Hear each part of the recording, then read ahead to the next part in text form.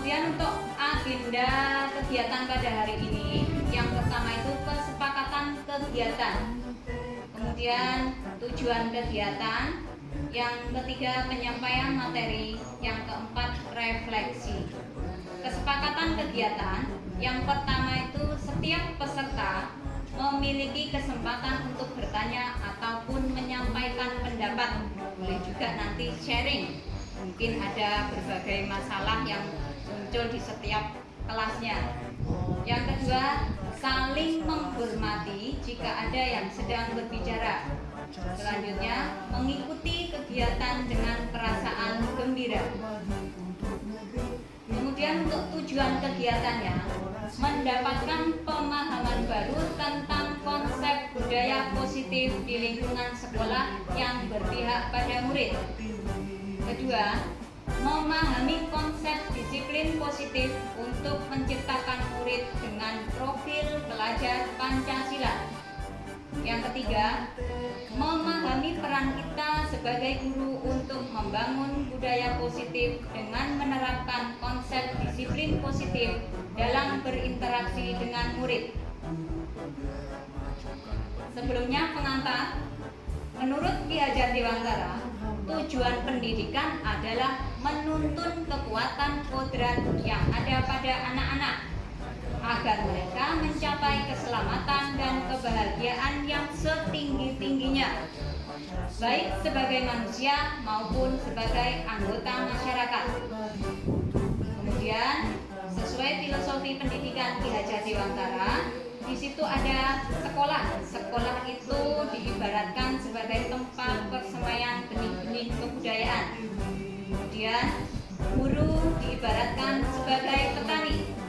Selanjutnya, siswa itu sendiri yang menjadi benih dalam sesuai dengan filosofi pendidikan Ki Hajar Dewantara. Jadi seperti petani itu kita yang mengolah sawahnya, ya, tempat persemaiannya itu sawahnya, kemudian kita nanti yang mengolah sawah tersebut, mengolah benih-benih tersebut, menjaga, merawat benih-benih tersebut agar tumbuh dan berkembang sesuai dengan kodratnya. Kemudian di sini ada pernyataan setuju atau tidak setuju. Yang pertama itu hukuman dapat mendisiplinkan anak. Kira-kira setuju atau tidak setuju Bapak Ibu? Hukuman dapat mendisiplinkan anak. Tidak setuju. Kenapa tidak setuju? Karena kalau menurut saya nanti hukuman dapat mendisiplinkan anak itu tidak setuju, karena nanti anak itu hanya disiplin jika hanya dihukum, misalnya melakukan kesalahan, itu nanti pasti dia sudah tahu hukum kena salah itu pasti dihukum. Tuh biasanya seperti itu. Jadi nanti dia itu taatnya, patuhnya itu jika karena dihukum. Ya, takutnya patuhnya apa? Aku nek orang garap PR nanti kalau aku tidak pikat itu pasti dihukum. Jadi karena itu. Kemudian yang kedua, pemberian hukuman dengan hal positif dapat meningkatkan disiplin anak. Setuju atau tidak setuju? Kemudian yang ketiga, memberi penghargaan dapat meningkatkan motivasi belajar anak. Setuju atau tidak setuju? Penghargaan mungkin bisa berupa reward, Bu. Misal di kelas itu ada yang peringkat untuk mendapatkan hadiah, kenang-kenangan atau apa dari sekolah atau dari guru kelasnya. Itu setuju. Ya, kenapa sih setuju? 50-50. Ya, 50-50. Ya, tergantung bentuk penghargaannya, karena juga nanti kalau kita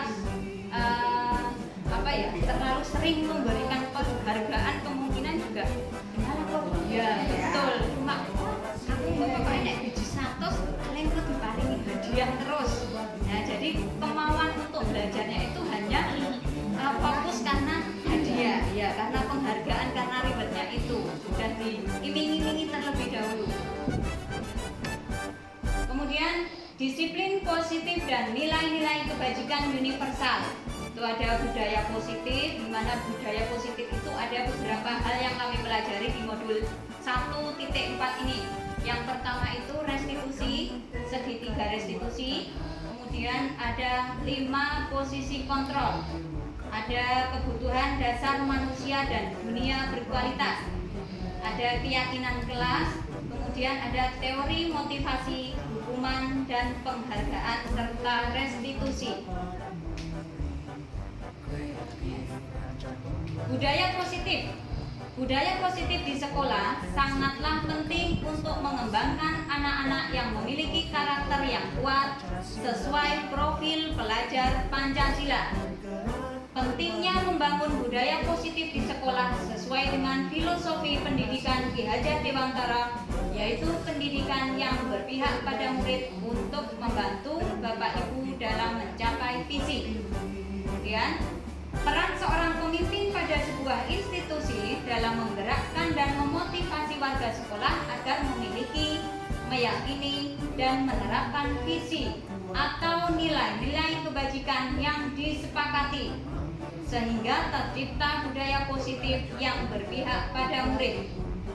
Dalam membangun budaya positif tersebut, kita akan meninjau lebih dalam tentang strategi menumbuhkan lingkungan yang positif dan melakukan refleksi atas penerapan disiplin yang dilakukan selama ini di lingkungan sekolah. Jadi dalam tugas kami ini nanti untuk diseminasi aksi nyata budaya positif di sekolah, nanti yang selanjutnya akan dilanjutkan dengan kegiatan pendampingan individu untuk kegiatan visi dari guru penggerak tersebut. Disiplin positif dan nilai-nilai kebajikan universal. Makna disiplin positif: mengamati penerapannya di lingkungan serta kaitannya teori kontrol dengan 3 motivasi perilaku manusia. Makna kontrol berdasarkan teori kontrol Dr. William Glasser serta miskonsepsi yang terjadi di kehidupan sehari-hari. Perubahan paradigma stimulus respon kepada teori kontrol. Selanjutnya, pentingnya memilih dan menentukan nilai-nilai kebajikan yang akan diyakini dan disepakati seluruh warga sekolah sehingga kelak tercipta sebuah budaya positif. Di sini ada contoh aktivitas. Aktivitas yang pertama, aktivitas 1. Anda dan teman Anda akan melakukan kegiatan. Cobalah buka.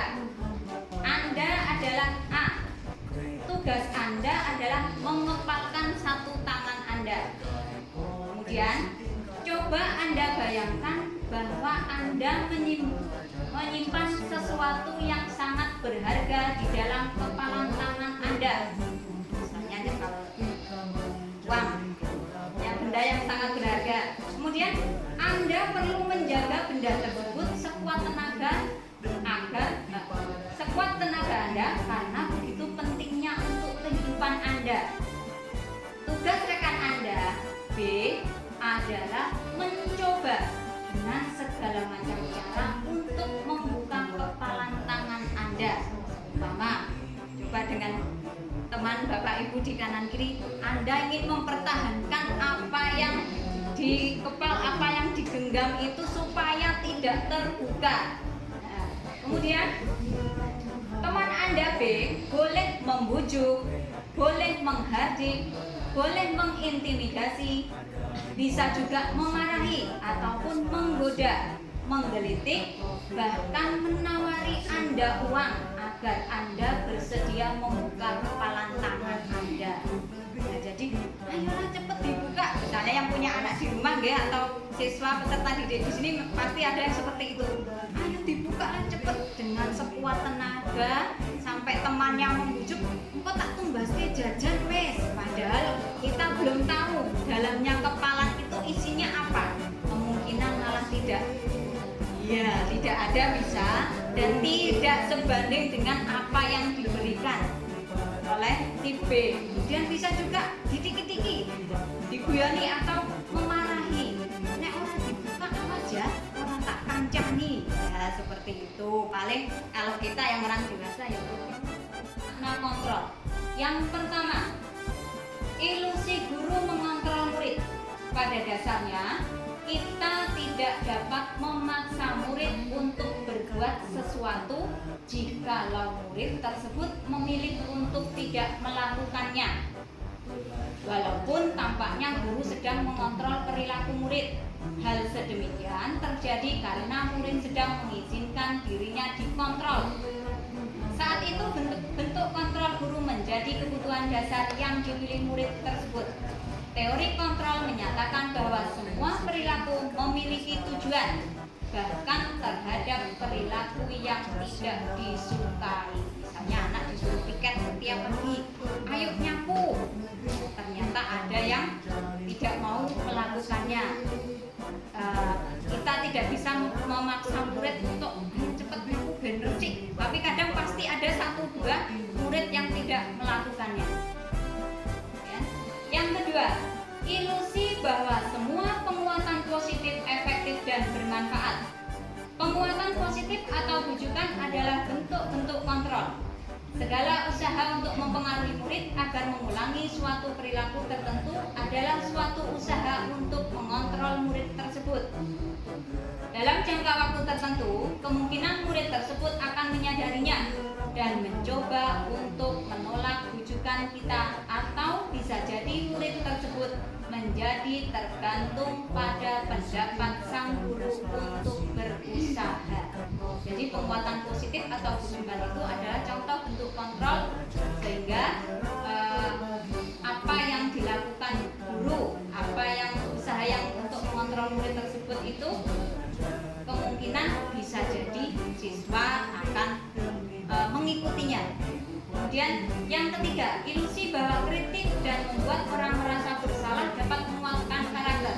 Menggunakan kritik dan rasa bersalah untuk mengontrol murid menuju pada identitas gagal. Mereka belajar untuk merasa buruk tentang diri mereka. Mereka mengembangkan dialog diri yang negatif. Kadang-kala sulit bagi guru untuk mengidentifikasi bahwa mereka sedang melakukan perilaku ini, karena seringkali guru cukup menggunakan suara halus untuk menyampaikan pesan negatif. Nah, jadi ini semisal di kelas memberikan kritik, memberikan saran, memberikan masukan kepada siswa, seringkali kita menggunakan suara yang halus, yang pelan, agar tidak terkesan seperti merendahkan atau meremehkan murid, karena apalagi kalau di dalam kelas itu tidak hanya 1-2 murid. Kemudian yang keempat, ilusi bahwa orang dewasa memiliki hak untuk memaksa.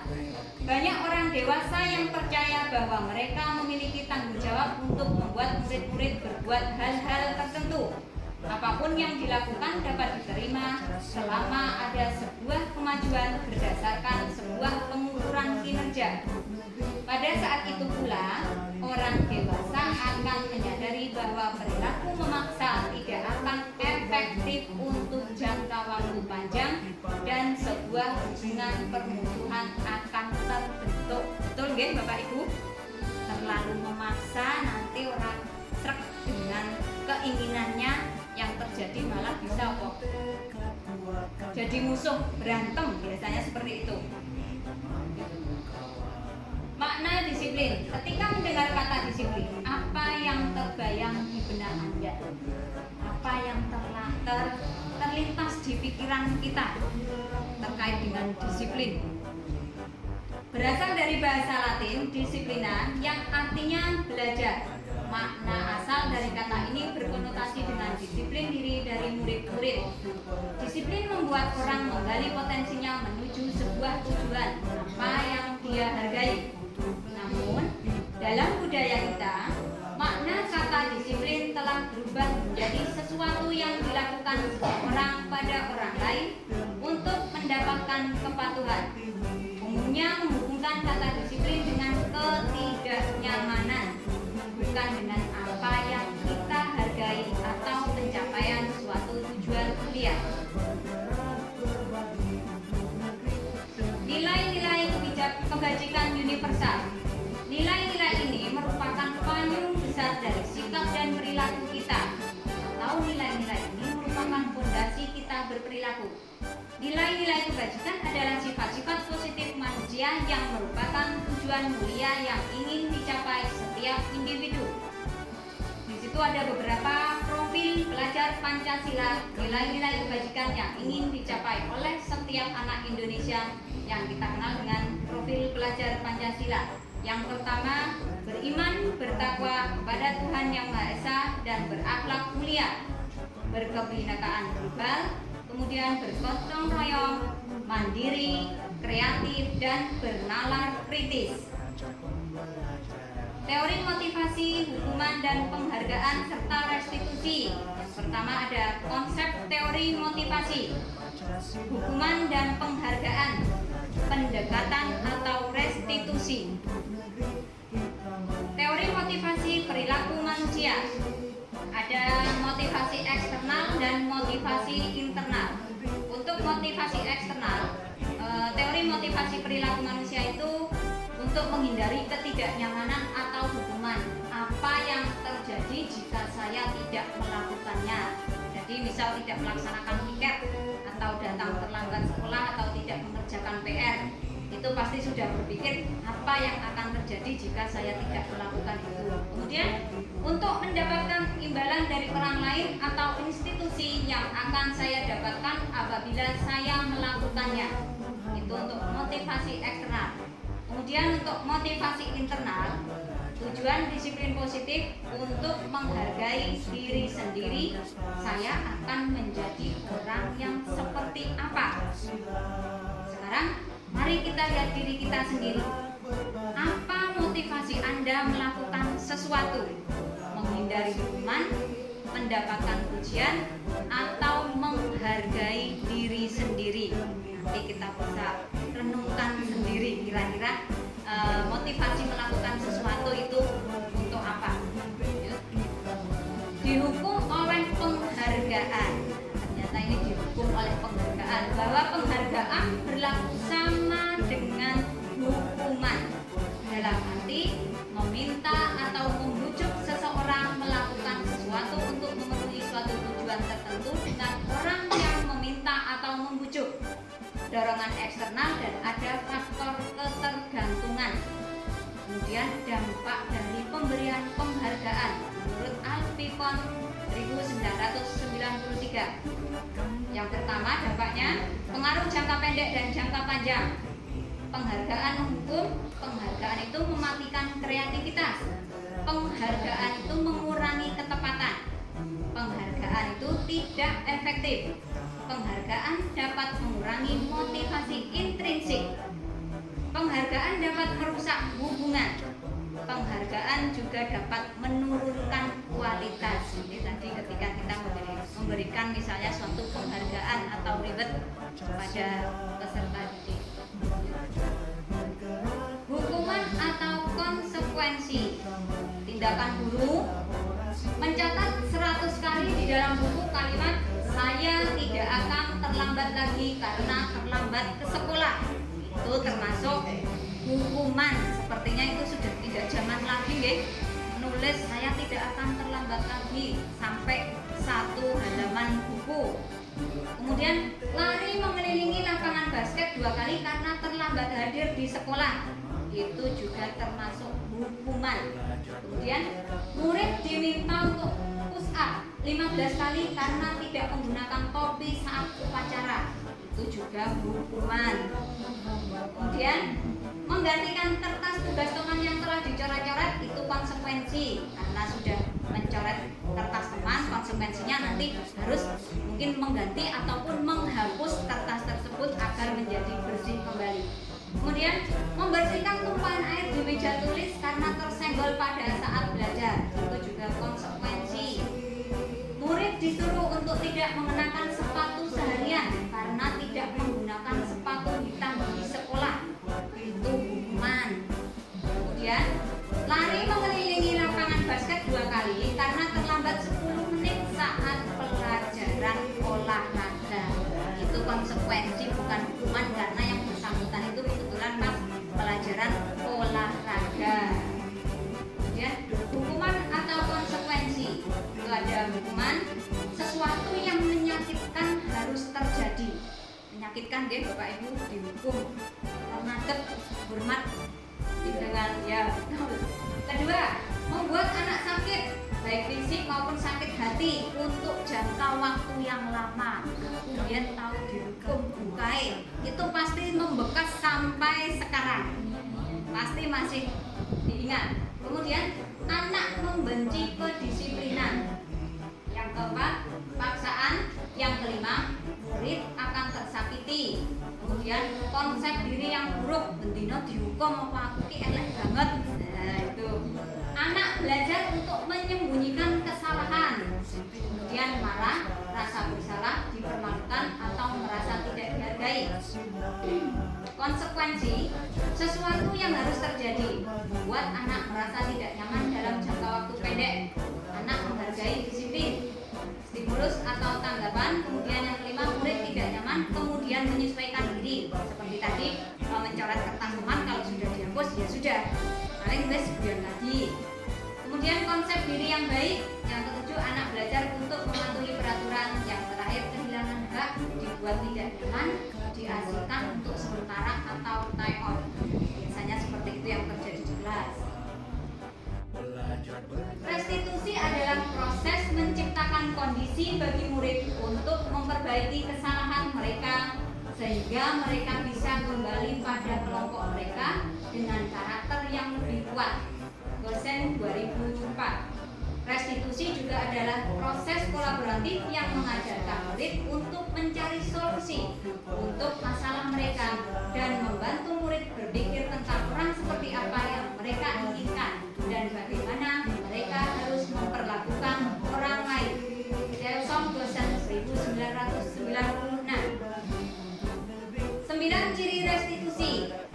Yang pertama, bukan untuk menebus kesalahan, namun untuk belajar dari kesalahan.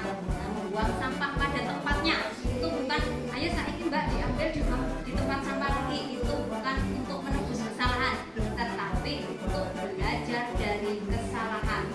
Kemudian untuk memperbaiki hubungan. Tawaran bukan paksaan. Restitusi itu menuntun untuk melihat ke dalam diri. Restitusi mencari kebutuhan dasar yang mendasari tindakan. Restitusi diri adalah cara yang paling baik. Restitusi fokus pada karakter bukan tindakan. Restitusi fokus pada solusi. Restitusi mengembalikan murid yang berbuat salah pada kelompoknya. Kemudian keyakinan kelas. Mengapa tidak peraturan saja? Mengapa harus keyakinan kelas? Mengapa kita memilih peraturan tentang menggunakan helm saat mengendarai sepeda motor? Mengapa kita harus menerapkan 5M?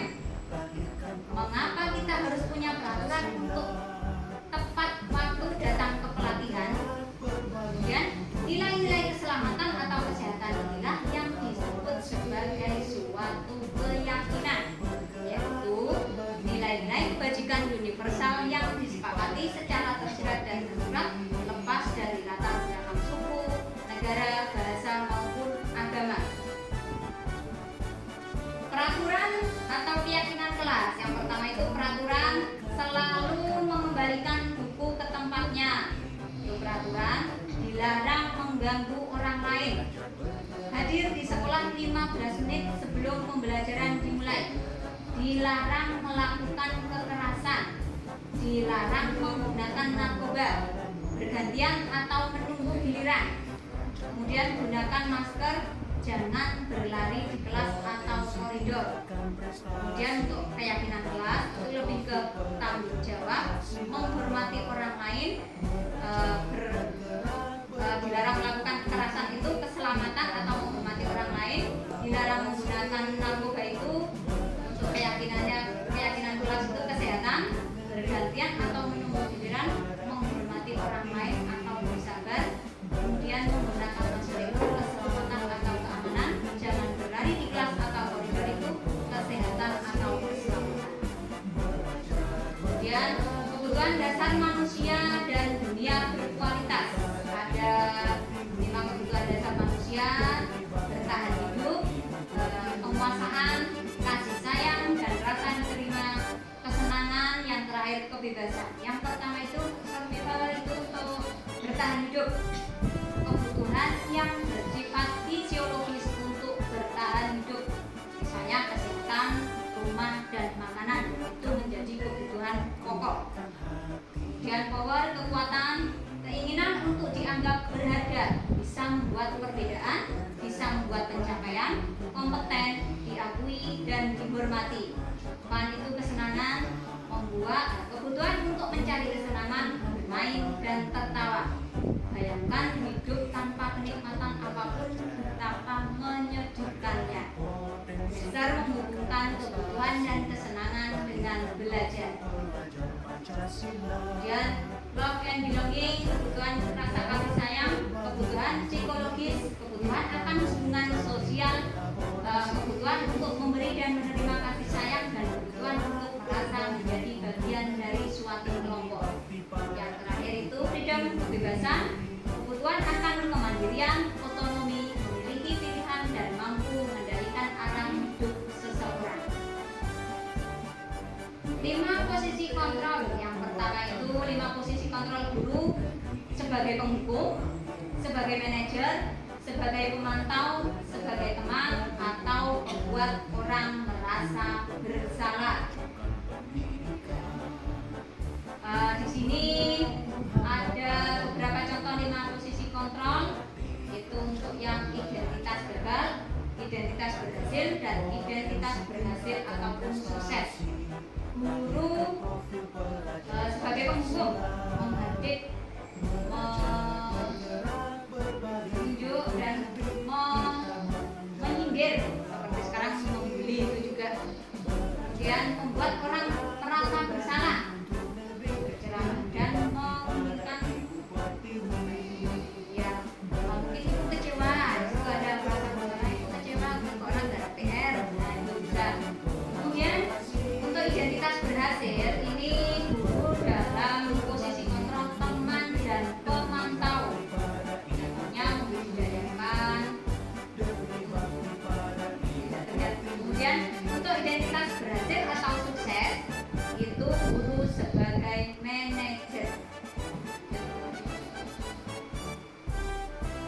Proses tahapan pada segitiga restitusi. Yang pertama, menstabilkan identitas, kemudian validasi tindakan yang salah, menanyakan keyakinan. Menstabilkan identitas, kalimat yang biasa digunakan, berbuat salah itu tidak apa-apa, tidak ada manusia yang sempurna. Saya juga pernah melakukan kesalahan seperti itu. Kita bisa menyelesaikan ini. Kemudian atau Bapak Ibu tidak tertarik mencari siapa yang salah, tapi Bapak Ibu ingin mencari solusi dari permasalahan ini. Kemudian validasi tindakan yang salah, kalimat yang biasa digunakan. Padahal kamu bisa melakukan yang lebih buruk dari ini ya. Kamu pasti punya alasan mengapa kamu melakukan hal itu. Kamu patut bangga pada dirimu sendiri karena kamu telah melindungi sesuatu yang penting buatmu. Kamu boleh mempertahankan sikap itu, tapi kamu harus menambahkan sikap yang baru. Kemudian yang terakhir, menanyakan keyakinan kelas, kalimat yang biasa digunakan.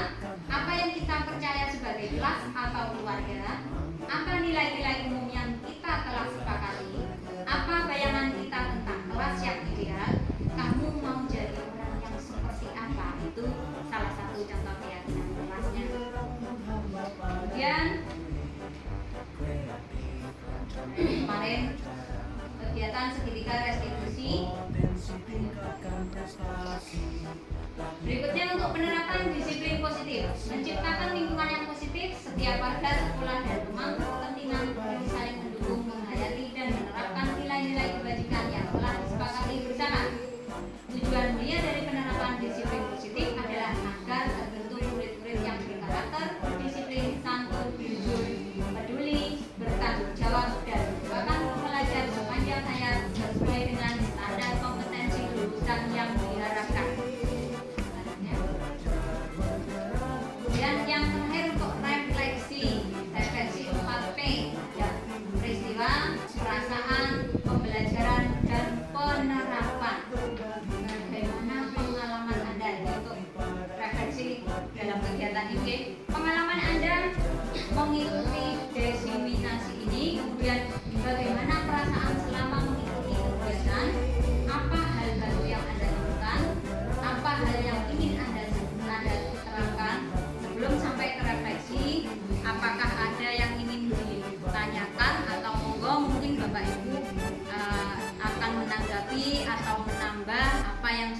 saya sampaikan baru saja tentang budaya positif di sekolah.